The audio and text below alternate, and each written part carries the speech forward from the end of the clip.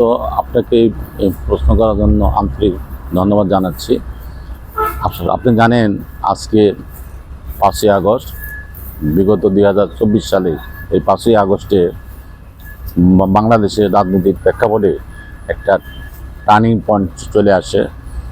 তারা সবাই জানেন যে বৈষম্য বিরোধী ছাত্র জনতার আন্দোলনের ফলশ্রুতিতে যেখানে এদেশে আপামর জনতা সবাই স্বেচ্ছায় এই আন্দোলনে অংশ নেয়, তার ফলশ্রুতিতে অতীত স্বৈরাচার সরকারের পতন হয়।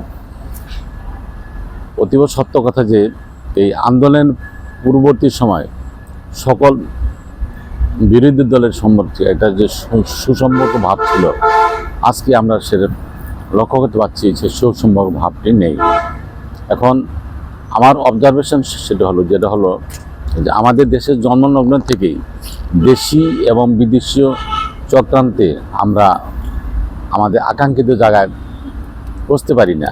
আমাদের মনে হয় যে আমাদের ঠিক কোথায় যেন আমাদের দেশি বিদেশি চক্রান্তে হাতে আমরা আমাদের নিজেদের কাছে ধরা খেয়ে যাচ্ছে। এর ফলশ্রুতিতে দেখতে পারেন যে স্বৈরাচারী পতন হলো, স্বৈরাচারী সরকারের দোসরগুলো কিন্তু তারা ঠিকই কিন্তু জাগ্রত আছে।